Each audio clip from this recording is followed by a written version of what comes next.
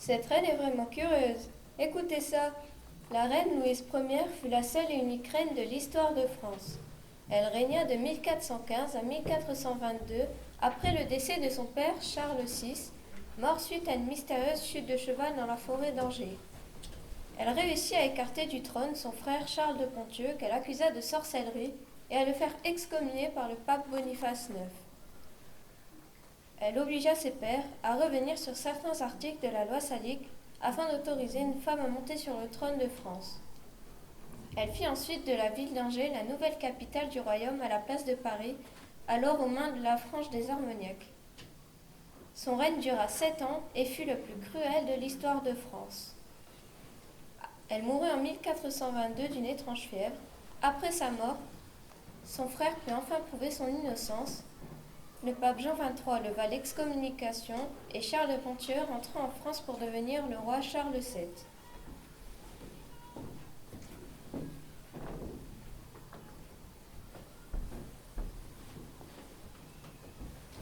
Vous croyez que c'est le vrai trône de la reine Louise Ier? Il date de quand? 1412. C'est peut-être pas l'original, c'est fragile des meubles comme ça. Si, c'est bien l'original. Et les filles, vous vous rappelez du vieux puits qui est en construction dans la cour? Regardez ce que j'ai trouvé dans les gravats. C'est quoi? On dirait un vieux film bizarre. Ça veut dire quoi? Sator, arepo, ténet, opéra, rotas. Ça ressemble à du latin. Et ça se traduit comment? Aucune idée. Vous avez remarqué que sur le trône, il y a un petit emplacement de la même taille que ce cube. Et Peut-être qu'il est fait pour aller dedans. En plus, il est de la même couleur. vous deux, je sens que vous avez envie de faire une bêtise. Quelle regarde celle-là? On ne risque rien d'essayer. Et les caméras qui sont là, elles servent à quoi à votre avis? À décorer? Mais personne ne nous verra. On fera comme si on voulait voir en détail sur le trône. Il n'y a pas de mal à être curieuse quand même.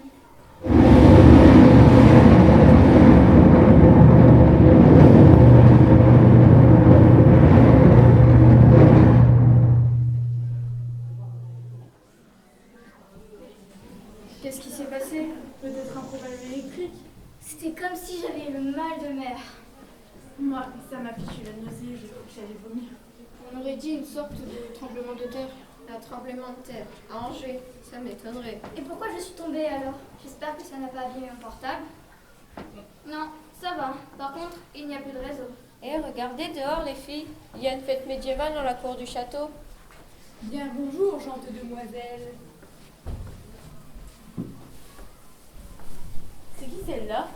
T'as vu son déguisement? Encore une qui n'a pas peur de se taper l'affiche. Je m'appelle Jeanne Flamel. Je vous remercie d'avoir récupéré mon cube magique. J'espère que votre voyage ne fut, disons, pas trop mouvementé. Quel voyage? De quoi elle parle? Je vous parle de voyage dans le temps. Je suis désolée, mais j'ai été obligée de lancer un sort d'attraction temporelle sur ce trône afin de récupérer mon cube magique. Un sort d'attraction temporelle? C'est quoi cette histoire de voyage dans le temps? Vous êtes actuellement dans notre bonne ville d'Angers, en l'an de grâce 1414. Ouais, c'est ça. Tu te fiches de nous. C'est un canular pour la télé. Je ne sais ce qu'est une télé. Attends, tu penses sérieusement qu'on va gober ce bobard? C'est de la science-fiction ton affaire. C'est des histoires à la Harry Potter. On n'est pas débiles. Tu vas nous faire croire qu'on a fait un bond de plus de 600 ans dans le passé. Vous allez devoir très vite accepter ce que vous pensez être impossible. Et pourquoi ça? Parce que si vous ne voulez pas rester bloqué définitivement dans notre époque, vous allez devoir m'aider À faire quoi? à déjouer le complot visant notre dauphin Charles. Pense-moi que je me réveille, je suis sûrement en train de faire un affreux cauchemar. Aïe, mince, je ne dors pas. Comment pouvons-nous avoir la preuve que tu dis la vérité? Peut-être que si je pouvais visiter le château, vous me croiriez. Allons-y, sinon je crois que je vais faire une crise d'angoisse. Si vous voulez bien me suivre. Mais attendez, laissez-moi placer ceci.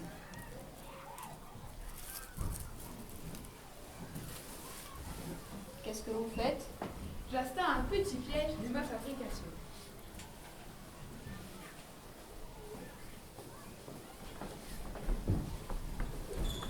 Cette Jeanne Flamel est complètement folle. Voilà qu'elle se met à parler toute seule. Et dire qu'elle a l'oreille du dauphin Charles. Cette sorcière ne mérite qu'une seule chose, le bûcher. Et je me ferai un plaisir de lui conduire personnellement. Je n'ai pas bien vu ce qu'elle manigançait près du trône. Voilà qui est fort intéressant. Est-on sûr de notre ami Hugues de son retour? Le fils du maire royal est acquis à notre cause depuis fort longtemps. Pourquoi cela? Pour rien, juste quelque chose qui ne devrait pas être à sa place. En attendant, allons rapporter ces étranges propos à notre maîtresse.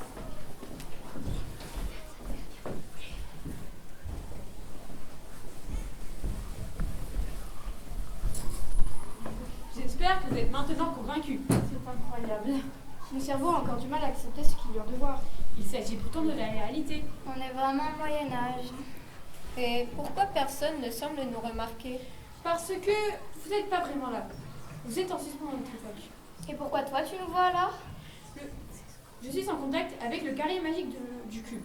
Lucien me promet de vous voir et de vous entendre. Bon, qu'est-ce qu'on va faire pour retourner chez nous maintenant? Nous devons retrouver la clé qui permet d'ouvrir et fermer le coffre dans ce trône. Et qu'est-ce qu'il y a dedans de si important? Il y a normalement la main de Saint-Louis, celle le plus important symbole de la royauté. Charles VI on a confié la garde au dauphin. Et il veut la lui rendre dans une semaine. Et la main et la clé ont été dérobées. Par qui? Probablement par sa sœur Louise. Vous voulez parler de la reine Louise Ier de France? Ah, elle veut devenir reine de France. Oui, et l'une des plus cruelles à ce qu'il paraît. Cela ne me surprend guère. Bien, nous allons devoir changer les cours de l'histoire de France en empêchant la princesse Louise de devenir reine de France. J'espère que John sera là. Attention, j'entends la garde et sa suite arriver. Placez-vous sur le côté, n'oubliez pas une seule chose. Personne ne peut vous voir à part moi.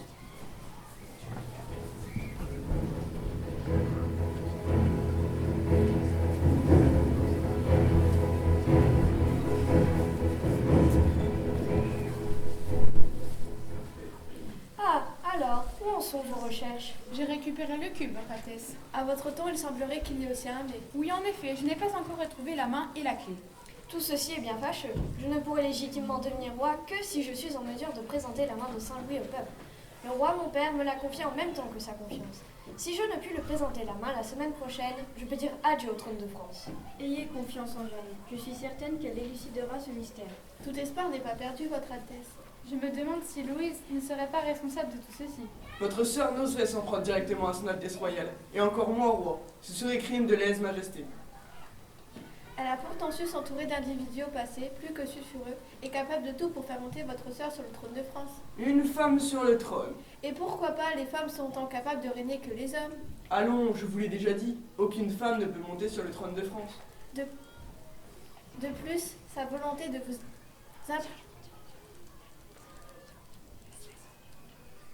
Laissons là ce débat pour le moment. En attendant, je me méfie de ma sœur comme de la peste. Avec elle, tout est possible. Faites attention à vous, Jeanne. La princesse Louise vous déteste et ne souhaite qu'une seule chose, se débarrasser de vous. Tous les moyens seront bons pour contrer ces funestes projets. Mais si vous faites prendre, nous ne pourrons rien pour vous aider. Sous peine d'être compromis, et vous savez ce que cela signifie. J'en ai conscience, Votre Altesse. Faites au mieux, mon ami. Où est Charles? Retirez-vous maintenant, car j'entends ma sœur venir. Que vois-je, mon frère? Vous osez vous afficher en public avec cette jeune Jamel. Ce n'est pas digne d'un futur roi. Vous n'ignorez pas que son père se prétend alchimie et qu'il n'est plus qu'à 2 pas du bûcher. Que me conseillez-vous, ma chère sœur? Commencez par éloigner cette sorcière. Il n'est pas acceptable que le dauphin de France s'acoquine avec du suppôt de diable. Jeanne étant incoupable des maux dont vous l'accusez. C'est ce que nous verrons, ma sœur. J'imagine que vous n'êtes pas venu me voir pour me parler uniquement de Jeanne. Non, bien sûr. Vous savez que le château d'Angers me revient de droit. Je vais donc demander à notre père de me le céder dès à présent. Vous m'envoyez désolée, ma chère sœur, mais je crois que cela ne sera pas possible. Et pourquoi cela, je vous prie? Le royaume ne peut se passer d'une place forte comme celle-ci, et nous devons la garder pour nous protéger des Armagnacs. Mais, mon cher... Excusez-moi, Louise, mais nous devons partir à la chasse. Thibaut, mon cheval, est-il prêt? Il n'attend plus que votre Altesse. Ne soyez pas trop dur avec notre frère. Il est très préoccupé par la situation politique du royaume. La révolte des Armagnacs et la perte de notre bonne ville de Paris le contrarient au plus haut point. Catherine, quand j'aurai besoin de votre avis, je vous le ferai savoir. Pourquoi ne m'aimez-vous pas? Parce que je n'ai besoin d'aimer personne. Je suis bien triste pour vous, ma sœur. Rassurez-vous, je n'ai besoin que de serviteurs obéissants. Alors, vous devez vous sentir bien seule.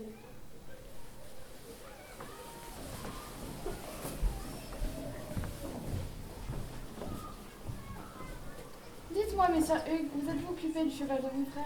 Il semblerait que notre bon dauphin ait quelques problèmes de selle. Vous m'en direz tant. Et vous savez à quel point les chutes de cheval peuvent être fatales par les temps qui courent. Fort bien. Au fait, pouvez-vous me dire ce qu'est devenu le cube de la sorcière? Vous savez, celui qui est censé empêcher quiconque d'accéder au coffre. Après avoir drogué cette sorcière, Constance et moi avons pu lui subtiliser son cube et ouvrir le coffre. Mais les gardes du dauphin nous ont surpris et se sont lancés à notre poursuite. Fort heureusement, nous étions masqués et ils ne nous ont pas reconnus. Nous nous sommes ensuite séparés. Hugues avec le cube et moi, comme vous savez, avec la main et la clé. Et donc, le cube? Vu qu'il se rapprochait de moi, j'ai dû m'en débarrasser en le jetant dans le puits de la grande cour. Au moins, nous sommes sûrs que personne ne pourra plus jamais s'en servir. Et le tiroir secret le restera pour longtemps. Si le cube est bien dans le puits comme vous le prétendez. Que fait-il ici? Mais c'est impossible. J'espère, messire Hugues, que vous n'essayez pas de me tromper. Sur mon honneur. Votre Altesse, vous avez une fois de plus la preuve que la sorcellerie est à l'œuvre dans ce château. Apparemment. Non, n'y touchez pas. Ça sent le piège. Laissez-moi observer cette sorcellerie une bonne fois pour toutes, Votre Altesse. Oh, si vous faites cela, vous encourez le gibet. Pour une sorcière? Le temps que nous n'avons pas la certitude de son association avec le diable, elle est et restera sous la protection du dauphin Charles. N'y aurait-il pas un moyen de se débarrasser discrètement d'elle? Mon père, le mien, possède quelques herbes qui pourraient mettre un terme à la vie de cette maudite sorcière. Chargez-vous-en tout de suite. Bien, Votre Altesse. Heureusement, Votre Altesse, vous avez encore la clé du coffre à la main de Saint-Louis. Si la semaine prochaine, le dauphin ne pourra mettre la main au roi, il sera discrédité aux yeux de votre père et du peuple. Occupez-vous de la sorcière. Quant à nous, nous allons profiter de la chasse de mon frère pour nous introduire dans sa chambre et cacher quelques preuves de diablerie bien compromettantes. On ne sait jamais si votre plan échouait. Vous me disiez tout à l'heure que la diablesse parlait toute seule. Elle invoquait sûrement quelque chiffre de Satan. Sûrement, oui.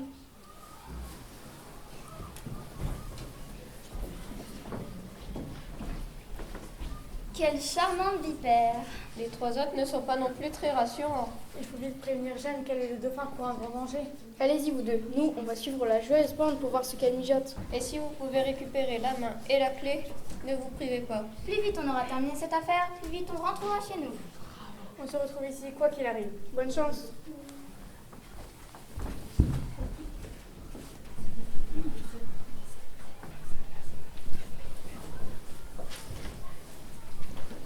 La méchanceté de ma sœur ne veut rien de bon. Vous pensez qu'elle pourrait attenter à la vie du dauphin?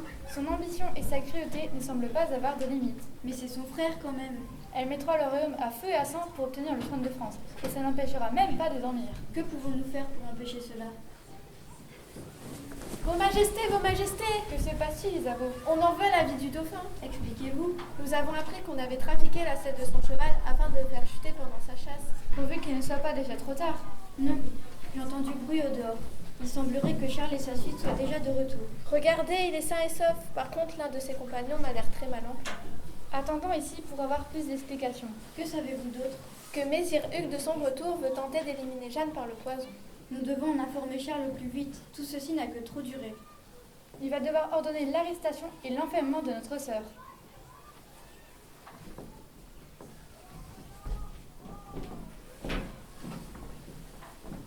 Je vous assure, Votre Altesse, que votre selle a délibérément été sectionnée. Si votre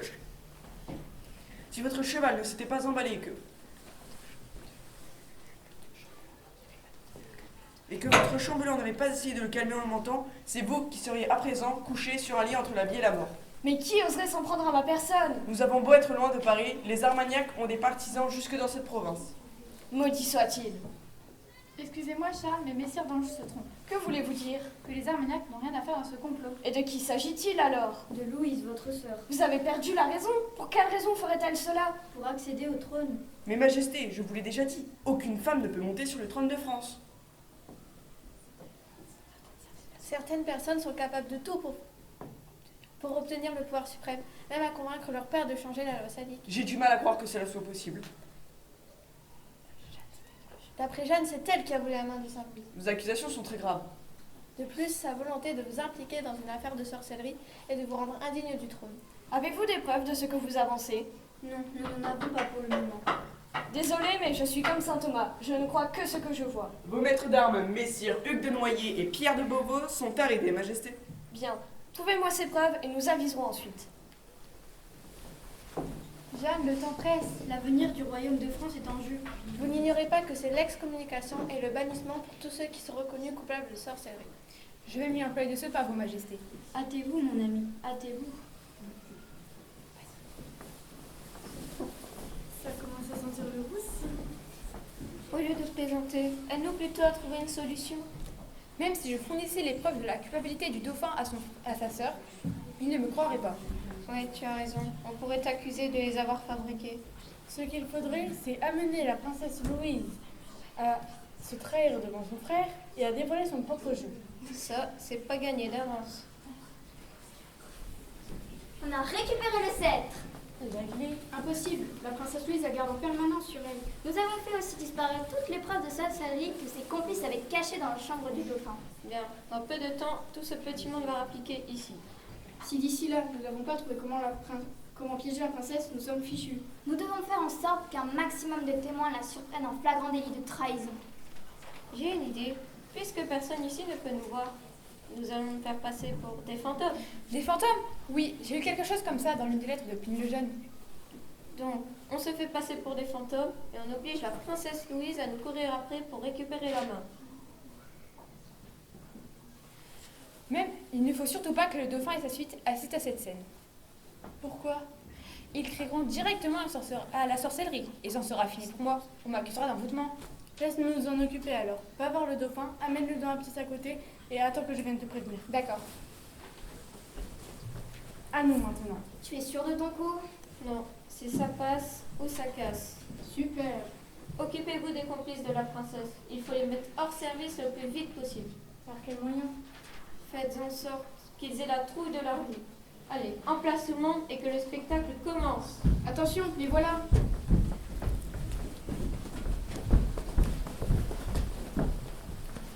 Votre Altesse, la main de Saint-Louis!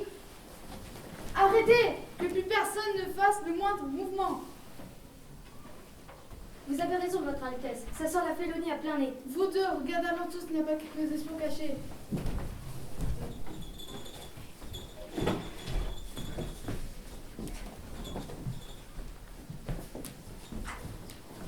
Personne, Votre Altesse. Étrange. Quelqu'un peut-il alors m'expliquer comment le sceptre est revenu sur le trône? Encore un coup de cette maudite sorcière. Ne devais-tu pas nous en débarrasser, Hugues? Le temps m'a manqué, comme vous avez pu le constater, Votre Altesse. Aïe! Que se passe-t-il? Je ne sais pas, quelque chose m'a passé. Aïe! À moi aussi! Va des rétros, Satanas! Par Saint-Georges, montrez-vous, vil lâche suppôt de Satan, et que je vous enfourche avec ma dague! Aïe! Protégez-nous, Votre Altesse! Débrouillez-vous. Mais que se passe-t-il? Aidez-moi, vous autres. Revenez prendre de lâches, votre main qui vous l'ordonne.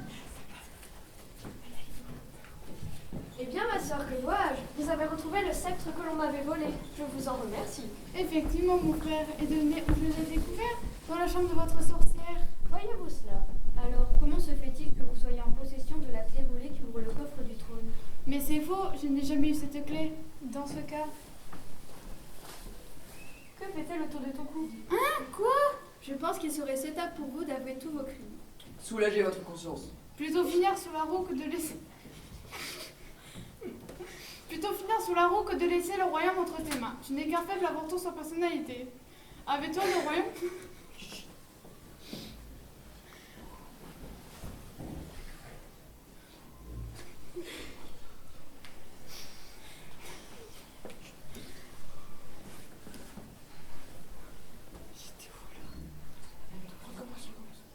Plutôt finir sur la roue que de laisser le royaume entre tes mains. Tu n'es qu'un faible avorton sans personnalité.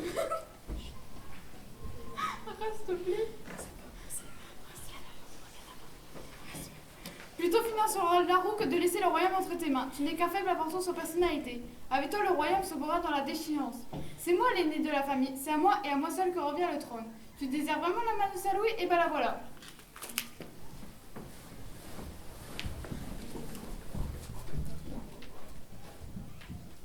Jetez-les dans un cachot. Quant à ma sœur, transportez-la dans sa chambre et postez-lui 2 gardes à sa porte. Le roi, mon père, décidera lui-même de son sort. Merci, Jeanne. Sans votre aide, Dieu seul sait ce qu'il sera devenu de Charles. Maintenant que tout danger est écarté, je vais retourner à Paris près de mon père. Nicolas Flamel a bien de la chance d'avoir une fille comme vous. Aidez-moi, messire d'Anjou, je ne saurais transporter la princesse toute seule. Après cela, je m'occuperai personnellement de ces 3 traîtres. Ma bonne Jeanne, passez nous voir avant votre départ. Nous avons quelque chose pour vous. Bien, Votre Altesse.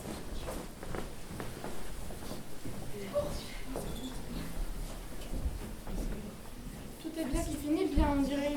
Bon, puisque notre mission est accomplie, nous pourrions peut-être rentrer chez nous. Que devons-nous faire? Je vais mettre le cube à sa place et vous n'aurez plus qu'à poser vos mains sur ce trône. Allons-y alors, dépêchons-nous.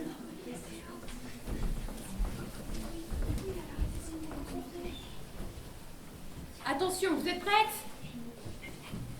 Je vous fais mes adieux, car il est fort pour moi et nous ne nous reverrons plus jamais. Au revoir, Jeanne, et bonne chance à toi. Au revoir les amis et bon voyage.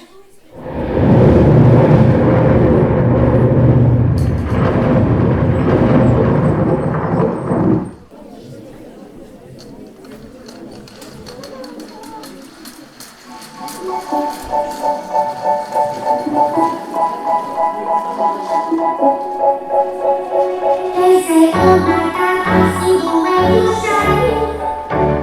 Take your hand, I breathe, and make some more delight. Who knows exactly that I was passing by.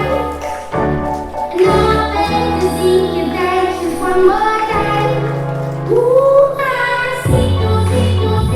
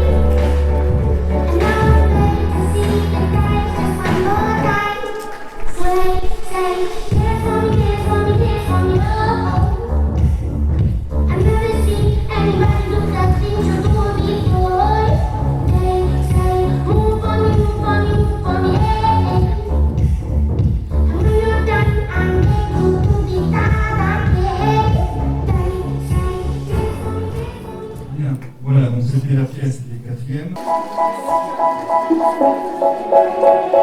They say, oh my God, I see the way you shine. See your face, my dreams, and listen what they like. Who knows exactly that I was passing by. Now I beg to see you dance just one more time.